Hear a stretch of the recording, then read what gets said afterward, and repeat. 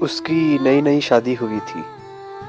پہلے پہل تو سب بھی خوش اخلاقی سے پیش آتے رہے، پھر آہستہ آہستہ میٹھے بولوں کی پرت اترنا شروع ہوئی۔ دبے دبے لفظوں میں نازیہ کی پکی رنگت پر بہت باتیں ہونے لگیں۔ نازیہ کی 4 نندیں تھیں۔ نازیہ کے شوہر طاہر سب سے بڑے تھے۔ ایک دن وہ عام سے کپڑے پہنے کچن میں کام کر رہی تھی کہ اس کی چھوٹی والی نند اندر داخل ہوگی۔ اوہ، یہ آپ کی ہیں نازیہ بھابھی؟ میں سمجھی ساتھ والوں کی کام والی آئی ہوئی ہے، ماریا نے بظاہر ہنستے ہوئے کہا، لیکن اس کی آنکھیں صاف مذاق اڑا رہی تھیں۔ نازیہ کا دل بجھ کر رہ گیا۔ اس نے اس دن سے اپنا خاص خیال رکھنا شروع کر دیا۔ ہر وقت تیار ہو کر رہنے لگی تاکہ آئندہ اسے کوئی کام والی خالہ کا طعنہ نہ دے سکے، جن کی رنگت بے حد کالی تھی۔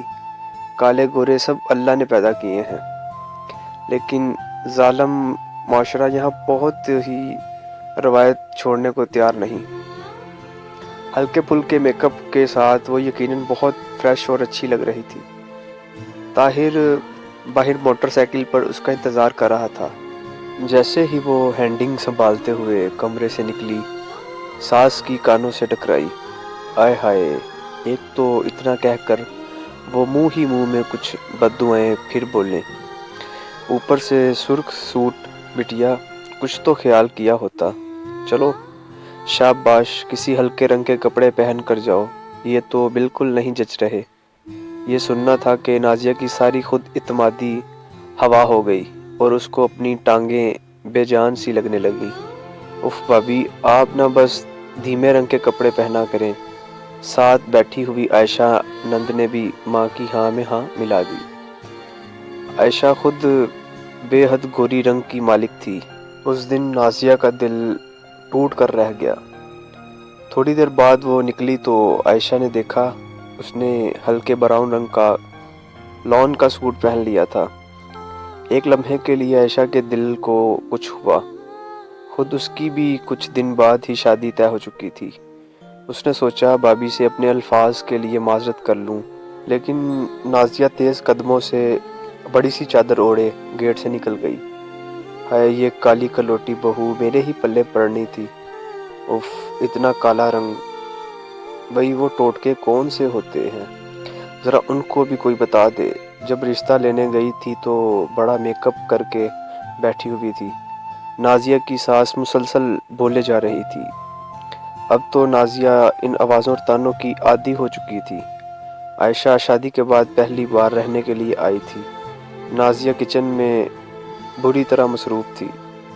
اس نے بریانی بنائی، سالن میں کوفتے بنائے اور میٹھے میں فروٹ چاٹ بنا دی۔ جب رائتہ بنانے کے لیے فریج کھولا تو دہی غائب تھا۔ آنٹی سے کہتی ہوں دہی منگوا دیں، شاید انکل بھول گئے ہوں۔